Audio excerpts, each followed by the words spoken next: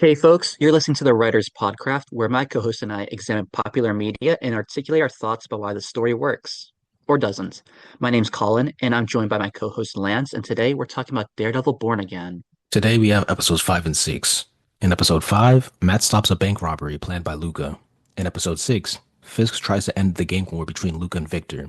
The socialites don't like his port plan that was introduced in episode 3. He forms a task force to stop Muse because he was making blood paintings. Hector's niece is captured by Muse, and Daredevil saves her. So what do you think about episode 5? I thought that it was quite unsatisfying, and that it's very episodic, and a lot of these episodes kind of feel like they move too quickly, or that they don't have a lot of relation to the A story, and this story.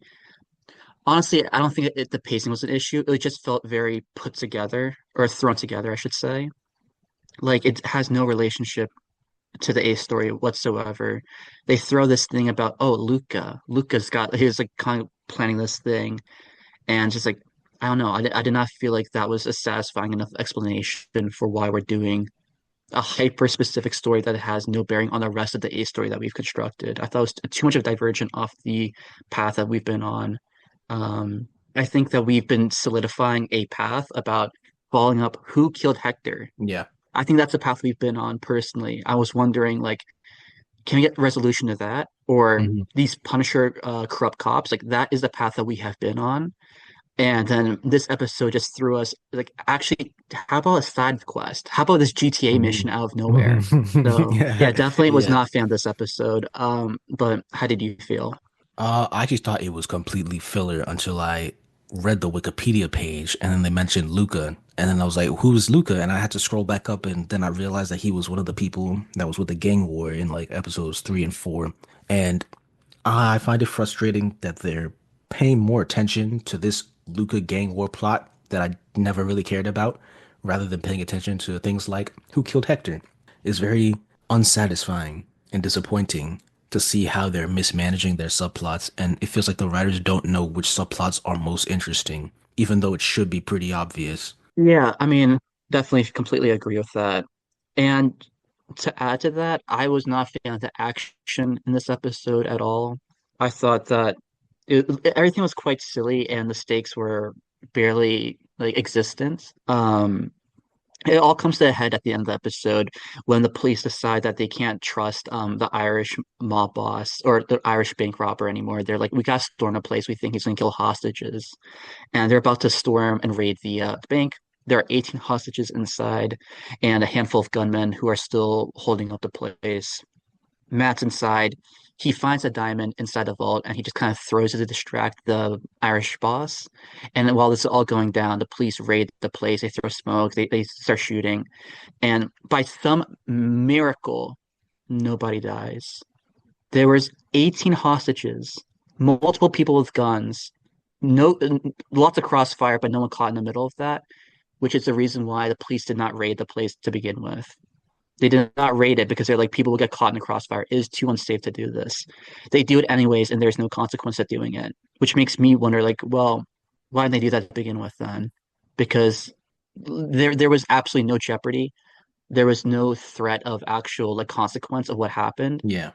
And it was just very generic. I have to just put it like that. Like these characters that were in the bank, they did not feel. I know Mr. Khan is a beloved icon. If you watch Miss Marvel, apparently, like you're gonna like Mr. Khan.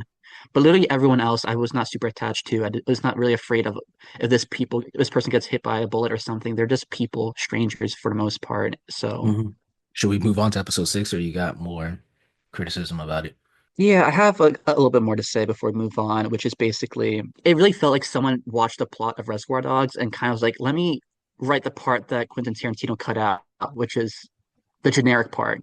Someone's like inspired by like the genius of Reservoir Dogs and like actually let me fill in the blanks, the most generic parts of what could have been Reservoir Dogs, and then this is a story. We have like all these bank robberies in special colors, blue, red, green, and it's just like this is not really like I feel like this is not really the plot you should have gone with if you wanted to do something interesting. Like you told the safest, most generic GTA side mission I could have possibly thought of. And this is what took us off like the Muse plot, what took us off the Hector's killer plot, the corrupt cops, these Punisher people.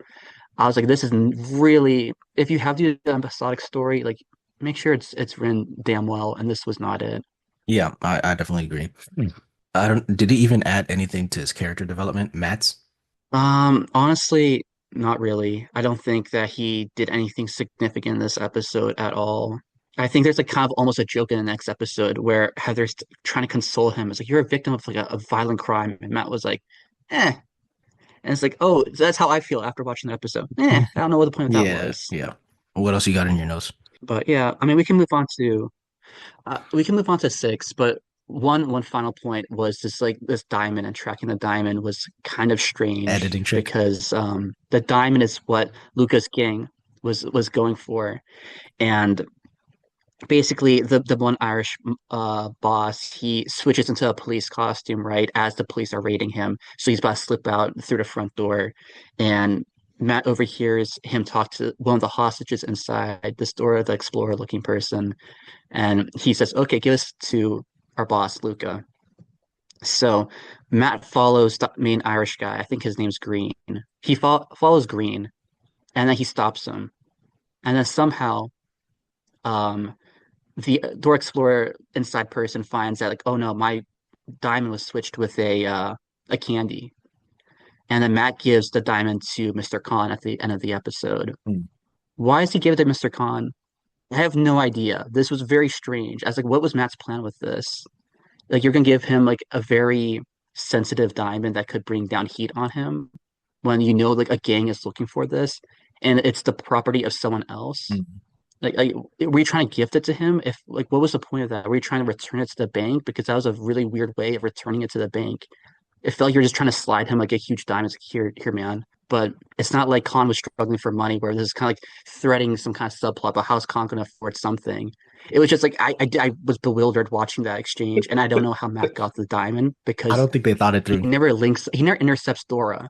I was so bizarre watching this. I was like, did I miss a scene? Did I miss three scenes? Like, how did Matt get the diamond? Why is Khan getting the diamond? Just Mm. strange. But really, that's sums up my points for episode five. Just a weird sidetrack off the A story of Muse and the police. And well, let's move on. All right.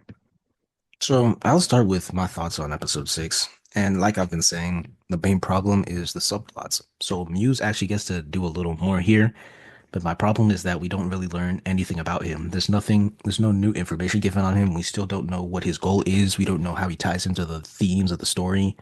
We can't really predict where his story is going. Like the only thing we could say that he learned is that we learned is that he knows how to fight. And that was underwhelming. I mean, I guess we learned that his paintings were made out of blood, but I kind of already knew that because I read the comics. So I mean, that's a little something there. Oh, and in the previous episode, we saw him extracting blood from people. So I mean, I guess we didn't learn that. I guess we already knew that. I was disappointed by that. There was the Punisher wannabes, the corrupt cops. That was not that plot line was not moved forward. I mean, technically, you could say that the corrupt cops were put into the task force, the anti-vigilante task force, but that's not moving the plot of who killed Hector forward. We still don't know. And then there's also Powell. What was Powell doing with Nikki? Why was he a confidential informant? Why were they fighting in the subway? We don't know. Yeah, I felt exactly the same way about Muse and the corrupt cops. Like in some ways, we get follow up to that plot beat, but we're not getting resolution to the plot to the questions we've always had. We don't know. It feels like Um, Severance. in the last couple episodes, I believe. Well, Powell says to Matt like he did not kill Hector, Yeah. right? And to Matt's knowledge, Powell's telling the truth. So like now the audience is to believe that like okay, there might be like inside this gang of corrupt cops, there might be even more corrupted people inside. Like there's a hierarchy of evil in this these Punisher cops, right? And Powell's not even at the top of it. So naturally we're all wondering, like, okay, so how does this kind of like dynamic work? This episode does not explain how that dynamic works at all. It's just, if anything, we kind of went back to like Powell is as bad as everyone else, seemingly. Hmm. Like they're all treated the same, talk to like, okay, you guys are like you're like misunderstood people. Like you are good people, or as what Fisk would tell you, they're misunderstood. And I'm sure the writer is trying to draw a parallel to like Fisk, who's misunderstood, and these cops who are misunderstood. Um, but honestly, it just feels like wait, can I get resolution to the things that you already set up instead of like advancing this new story or the same story, but in a way that leaves behind the questions I've had to begin with? Mm. It was just very jarring trying to keep up with this subplot. And I'll say like just like one thing, I can't track how I'm supposed to feel about like the anti-vigilante task force. Um, because it feels like the writers want me to believe that there's a point like they're the archetype of evil, which is like yes, they're bad, but they have a Mm. point. You know, like in some stories, a bad guy, even though he is bad and doing villainous things, they say something that kind of resonates with like the cultural consciousness. Yeah. Um, and in this episode, they has like one monologue about Cold North, who is a comic book character from the Zdarsky run, and basically Cold North says like I saw this one drug dealer deal OxyContin to a minor, 11-year-old, I think, to a child. So I basically he implies he beat him up to get a confession out of him because and seemingly as we are watching this, we're like yes, that's technically illegal, but we supposed to believe that's okay because he did a bad thing to a minor that it's okay to abuse the Isn't that kind of like rules? Punisher? Am I supposed to be okay with that's what I was saying. I was thinking, I was like, I can't tell if you want me to think this is like a Punisher character where it's like, yes, you did a bad thing, but I resonate with that. I feel you. I can understand this guy. Like, that's supposed to be my reaction from listening to that. To which I have to say, does this make any sense what Cole North said? If you saw him deal OxyContin to a minor in public, you can just arrest him. Why did you beat him up for confession? I don't know. Well, that's why it's like I can't tell you. Like you sound like a psychopath. Like I don't understand. Like if you are supposed to have a point, if you had a point, you would just arrest him and keep it moving. You know, you've called child services or juvenile authorities on the child. You have found the OxyContin, and you're like, guess what, drug dealer? I don't need a confession. I saw it with my own two eyes, and I have the evidence. You're going to prison. Like, why did you have to beat him up? I don't know. Maybe he's not supposed to be sympathetic. That's possible, but then why did you like telegraph like you're trying to give him like are they pure evil or like what's the deal? Like I really can't track the motives of this corrupt organization of police. Like I can't tell if they take the law too far, but they have well intentions, or if they're just bad people, Mm. right? Like seemingly if you execute because they were trying to frame Hector in episode two, right? Episode two and three. They were trying to frame Hector. That was not like they're bad, but they have a point. No. That's why I had the impression like these guys are bad people. But then you give me Cole North, who seemingly has a somewhat sympathetic argument for why he is cast away by people. But if you think about it, it doesn't make any sense. So now I'm just lost in the sauce. I can't tell what I'm supposed to think about these people. Do they have a point, a so-called point, or are they pure bad? Because they started pure bad, framing Hector, beating up Nikki for seemingly no reason. And now they're trying to give him, oh, well, Powell doesn't really know how far the evil goes. Cole North honestly was just trying to protect that kid from OxyContin, from like opioids. Like now I'm just like, okay, I can't keep track with what this group's goals are. I really am so lost here. I agree with all that. I would also like if they paralleled this with the Punisher because that seems like a very easy foil to write in and like show what makes them different, what makes what Punisher does justifiable versus what they're doing. But we're not getting that so far. Also, a minor thing that I forgot that I noticed is that Leroy is nowhere to be found. So my question is, what was the point of having him in that one episode if we're not even going to get to see his case? He's not even going to be relevant to the story. Like, was it just there to preach to the audience? Because that's what it feels like right now, and that makes me hate his character even more. Yeah, I remember after I want to say it was episode four, and we were speculating like how is Leroy's case going to be resolved? And then we had differing takes, and we are kind of talking about it back and forth. And it's like actually, there's no resolution. Again, we took a side quest in the middle of the A story. How many times have I said that so far today? We took a side quest in the middle of the A story to diverge and have very little, if any, bearing on anything else. Mhm. It was just like, come on, guys. Like, please, can we just like stay on one task instead of trying to like do so many And it things? wasn't even good too. Um, that's the thing. Like, I can forgive anything if it's well written, right? It's just not. And since we're on episode six, this is like the Muse episode, right? This is where he does the most um he's ever done before. He like kidnaps Angela, he fights Daredevil. He even kind of inspires Matt to become Daredevil again, which is seemingly a huge deal, even though Matt has been fighting people nonstop since the series began. Mm, He's been fighting Bullseye. He's been fighting the Irish bank robbers. He was fighting Powell. Like just because you put on costume doesn't make this feel like a special turning point, Matt. You didn't actually quit. mm, Like you put a suit on. Like honestly, what's the difference between this and stopping the bank robbery in the last episode, mm.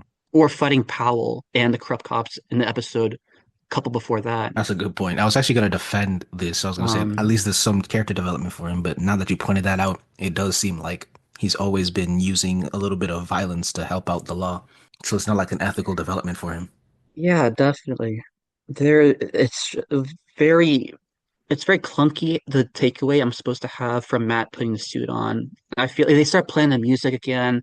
He kind of has a superhero entrance where I'm like, okay, this is supposed to be hype, but like it's just not really I mean, you can play the music, you can put on the suit, but like that doesn't actually mean you constructed something particularly special.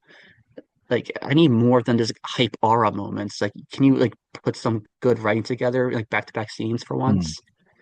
Um, and Matt tries to kill Muse as well. Was he actually Like trying to kill him or just he tries strangling to him? like hang him with his billy I club. thought he was trying to knock him out. I mean, strangling him, Because you could choke someone until they that's pass not out, a right? normal way to knock someone out. You hung him from the air, from his feet were not touching the ground, Hmm. right? He was hanging from the air, strangling That'll knock a him. person out, right? That's not the impression I got. I got the impression he was trying to kill Uh, him. Um, which is also what he did to Bullseye with very little reflection there. And Matt just kind of whips that out there like he was going to execute Muse, but then he had to save Angela instead. It's like that we're throwing really reckless abandonment to Matt's characterization in these fight scenes.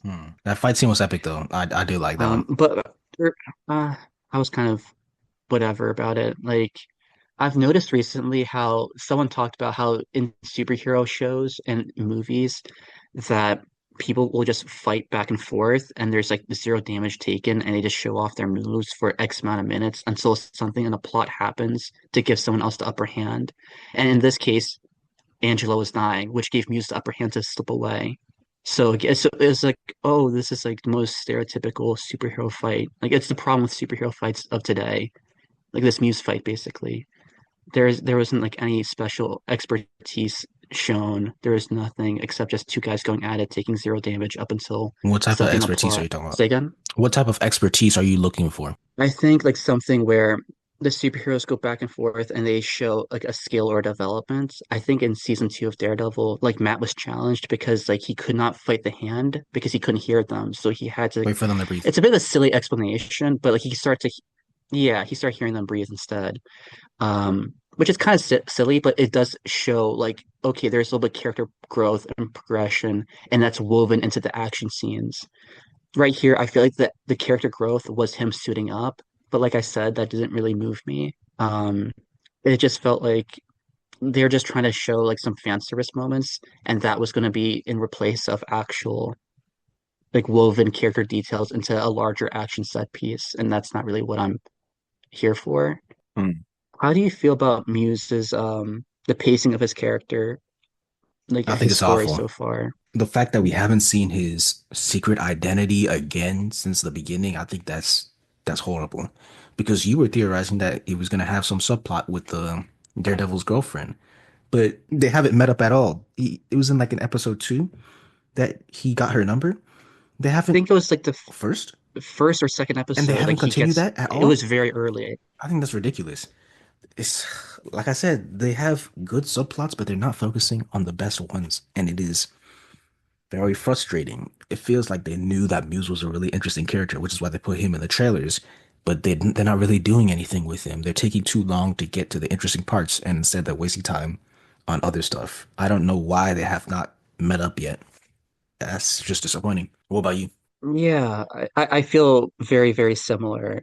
It's like on this show, we've been very critical of how Born Again will speed run to certain points and be very slow in other points. And I think the Muse story is like the best example about that. They've been like slowly peppering that Muse is kidnapping people. Oh no. And then he kidnaps Angela, and now Daredevil's on the case.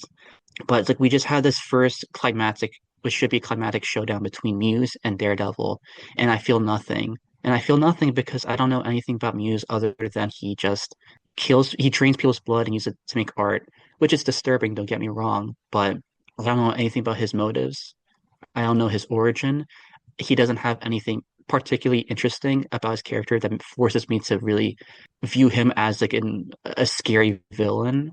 Like we've had Dex before. Even Fisk used to be a very, very compelling character in the past. If you want to go to like the other Netflix shows like Kilgrave, The Purple Man, and Jessica Jones was very scary. And we got Muse, who's just like, is he pure evil? Is he like a villain with a point? Is he like a kind of like an empathetic villain where you start to feel bad for him until he reaches a breaking point, like Dex was in season three, where he's just kind of taken advantage of by someone who's like pulling his strings. At the moment, we can't put anything on Muse. We don't know why he's doing anything, which is why I felt like this fight with him and Daredevil was so superficial. I felt like nothing was really at stake. There is no like, what does Muse represent? We can't really Yeah. tell. Yeah. What does Matt represent? Well, he's rebelling against like the system a little bit. Well, in some cases he's rebelling against the system. In other ways, he's trying to preserve it. With his lawyer identity, he's trying to kind of patch things up. And Muse, what's his take on the system? I don't know. He's just doing like his Banksy art using human people. It's just like there's nothing philosophically at stake when I see them fight. Yeah.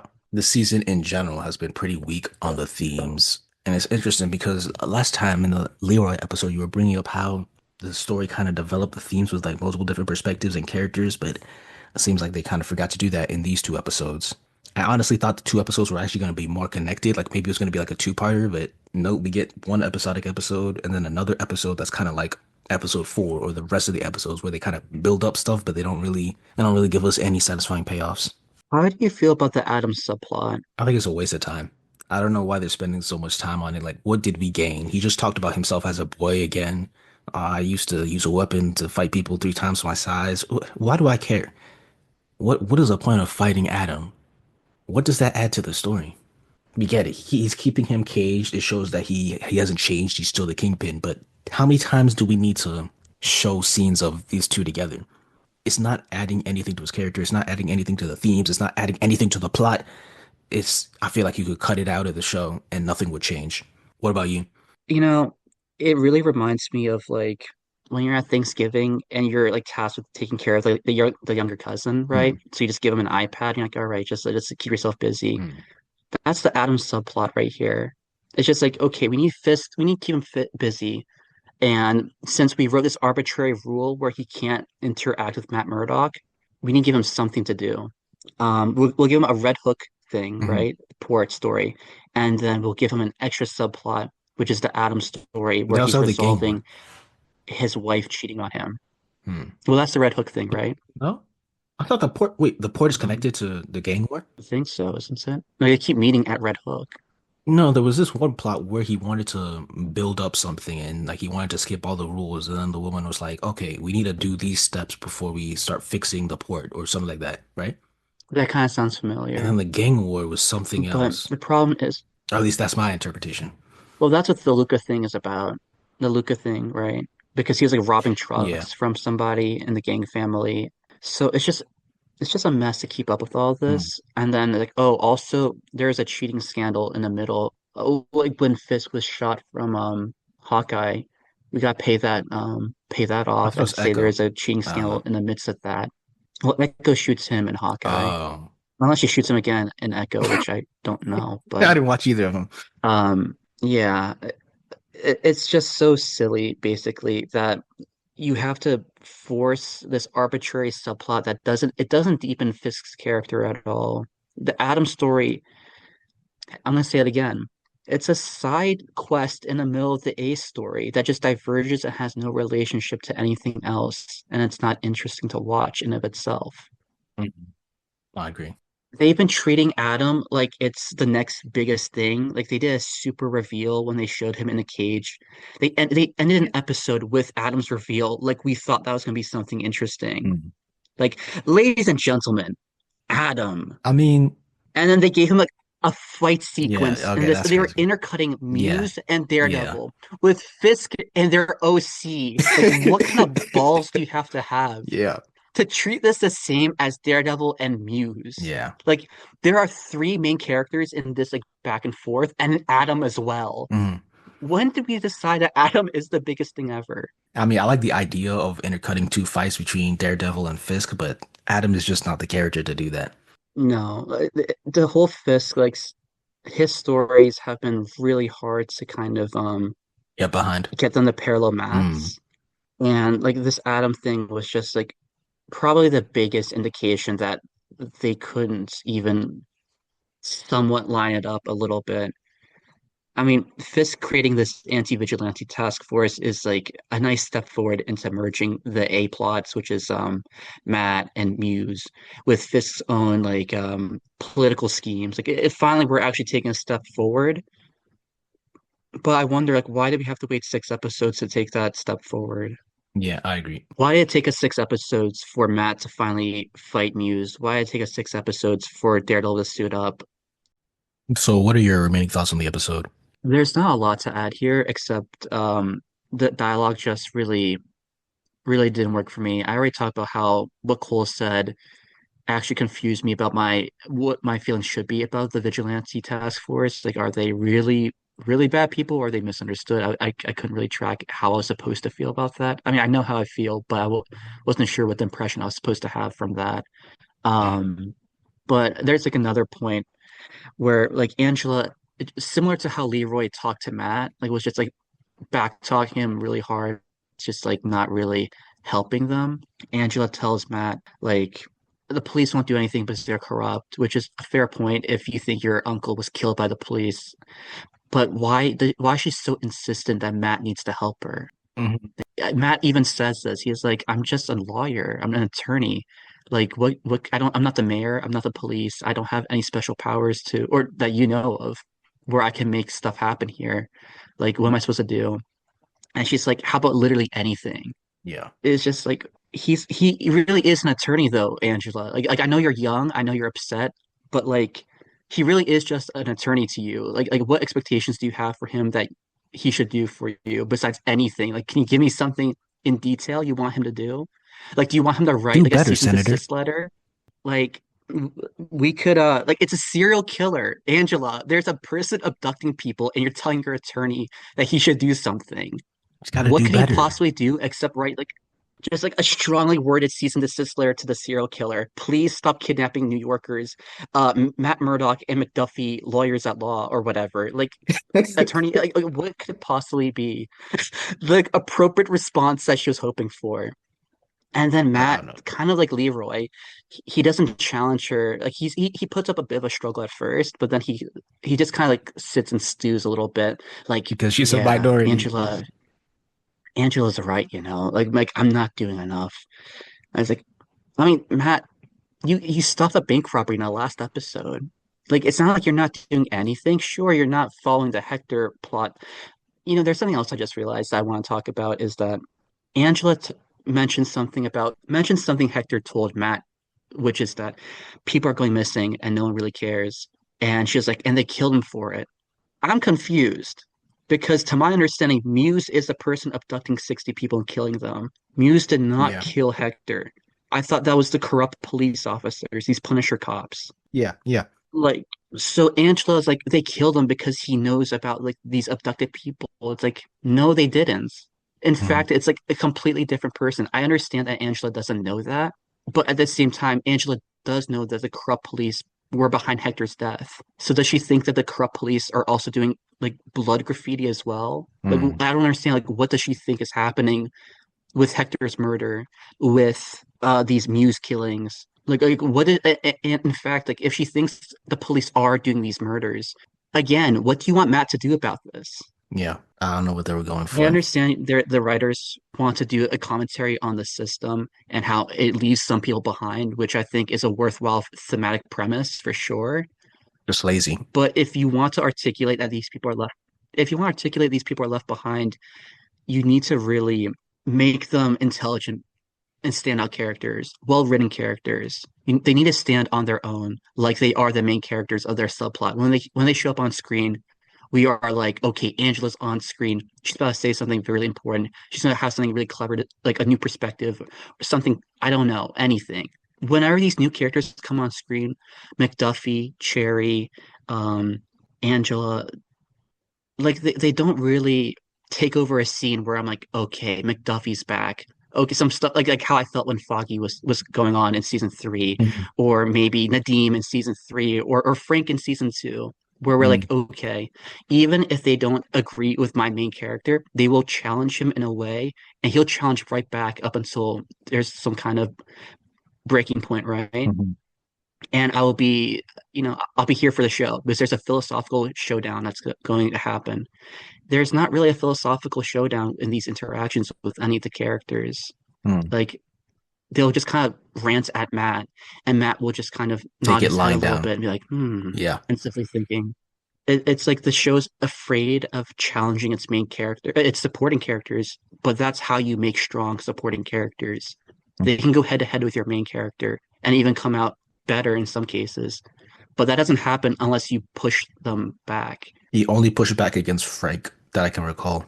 Outside of Yeah, that, and that was like again one of the better that was one of the better like exchanges. That's why I actually really like episode four because of that exchange. And we're just not seeing that again, which is disappointing. any other thoughts? Yeah, just that I think like we need clarity in the plot. I need to know really what's going on with Powell. Just tell me, is he actually really, really corrupt, or is he kind of like he has some kind of redeeming quality that you're trying to kind of work with him? Like what's going on there? Mm. Like explain to me like how this Muse, who is Muse? I understand like maybe this might be a mysterious character and that's the premise of the character, so we cannot tell you anything more about him. But you are sacrificing having an interesting philosophical showdown, like real interesting fight scenes because my investment in a fight scene isn't like who will win, but like what's at stake from losing. That's what I am interested in a fight scene. And when I don't know what the other person's fighting for beyond some like I want to kill people, then I'm just kind of mentally checking out because that's not very interesting. Mhm. Like I want to see someone with like their own introspection. Like I said about Angela and McDuffie and Sherry, like characters that really think and feel like they could be the main character of the scene. Mhm. Muse does not feel like he doesn't talk. He cannot be the main character of any scene. By Yeah. definition, he's just not interesting because he has nothing going for him. Mhm. But thought for sure he was gonna have some like interesting back and forth with Dr. Glenn.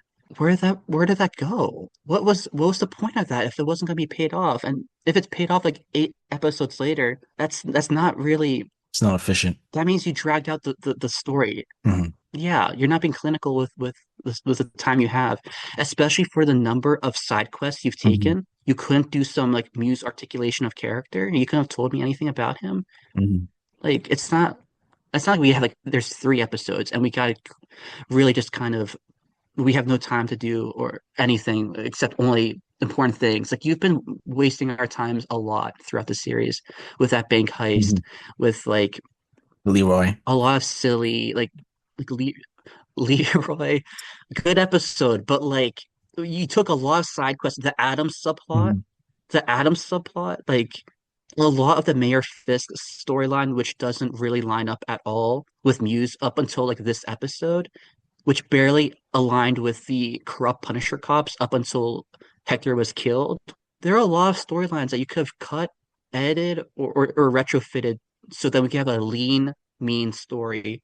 And no, that's just not what we got. Yeah. But yeah, that really sums up my feelings about the direction we've taken so far. Very disappointing. But how do you feel about the direction, about the use of story subplots and the articulation of Muse's pacing, where we still know nothing about him past the midpoint of the series? So after doing research, I learned that Victor was a minor character from season one, and Luca was just introduced in this season. And both of them they have like minuscule character development, but for some reason they get their own subplot that kind of revolves around them. and 5 and 6 are developing this subplot. And then in episode 4, there was the Red Hook port stuff. And then again in episode 6, we get more development on that. Like, because first she says, I'm going to make this port.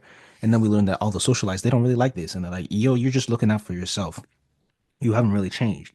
And it's frustrating that, like I've said before, how are these plot lines getting more development than the ones that should be getting focused? The ones like Punisher, the ones like the Punisher wannabes, the corrupt cops, the Muse plot line. It makes no sense how you're giving more subplots to which involve less developed characters rather than giving the focus of the story to the A plots or the characters that are actually more developed or that we want to see developed or the ones that come from the comics. It's very disappointing, and I definitely feel like my thoughts of this for the entire season have not changed. 5 and 6 just kind of further prove the points that we've made about the entire season as a whole and how disappointing it is. Like it didn't really fix any of the flaws that we mentioned. It just keeps perpetuating them and maybe even getting worse. What about you? Yeah, I completely agree. Like a lot of issues that we've identified have not gotten better. They've like deepened in some ways. I think I said in our last episode that just because Daredevil suits up, whenever that happens, it happens to happen in episode 6, but when that actually happens, it's not enough. You also need to kind of incorporate other interesting moving parts. That cannot be the selling point. Matt puts on the suit, he's back. That's just not like how you write. You need to add something to his character to make this a significant moment. It was kind of he literally says like F it and he puts it on after he's been acting like Daredevil pretty much consistently. Like he was fighting Powell, he was fighting the bank robbers. There's not exactly like it's not a turning point. Just because he puts the music on and you or he puts a suit on and you play the music doesn't suddenly retroactively make this a turning point for Matt Murdock. It's still not. I agree. So, where do you think the story's going to go from here? Well, I feel like um, Matt is going to have to close in on Muse because now he's Daredevil, and don't feel like we're going to put that genie back in the bottle. I feel like he's Daredevil here to stay, and he will probably try to beat Muse as the Punisher cops will now try to arrest him and Muse. And this is probably going to bring Frank out of well, he never retired, but Hiding. out of hiding. Frank will come out of hiding to help Matt. Um, Probably beat Muse and try to. There's probably be like a team up scene where this is what I would imagine is that Matt like has a bead on Muse. He's like, okay, I got his location. I'm gonna get him again, like I did in the trains or whatever. And the police task force, like might actually beat Muse. And he's like, I got him. And then the task force is there, and they're gonna like execute them because they're dirty. So they're gonna kill Matt and Muse. And then Frank kind of like comes in last second, the closer bails them all out, and then that's my anticipation of how this story is gonna go. What's your expectations for where we're going? Because I really can't see how we're going to thread the Frank story, the Punisher cops, Muse, Mayor Fisk. Like you got to thread a lot of subplots, and the way we've written the story so far has done you no favors for how you're going to pay all these subplots off. Yeah, I honestly don't know because from the comic that I read about Muse, it was just kind of simply he goes and stops Muse, stops him from killing people, and then that's it. He didn't really have like any interesting philosophy. So I'm not really sure how they plan to write this. I don't know if they're gonna keep Muse as this just simple serial killer who just wants to make art. Uh, yeah, I don't know what they're gonna do. I do think the vigilante, I hope that Frank ends up clashing with the Punisher wannabes, the corrupt cops, but my faith in that happening is decreasing as each episode passes by. I hope that Matt gets some kind of like a theme that he can like fight someone on, but that as well, I am losing hope that that's actually going to happen because the story has not given me enough to believe in. Yeah, I'm losing clarity on on how Muse, which is pretty emphatically the A story of the series, plays into this thematic question about is the system working? Does Muse like rebel against that? Does he it's like I don't understand how this plays into that thematic question because seemingly he's a rogue agent, right? But it just doesn't add to the theme. It's so separate, and yet it is integral to the whole overarching narrative is the Muse story, which makes me feel like did they consider like the implications of Muse's character and how that plays into the theme? Because I feel like they did not do that. Yeah. Is there anything else you wanted to add? No, I think that that really satisfies like all my takeaways from episodes 5 and 6. All right, well, I'll take us out. Well, folks, that's all from us today. Thank you for listening, and we hope to see you the next time on the Podcraft.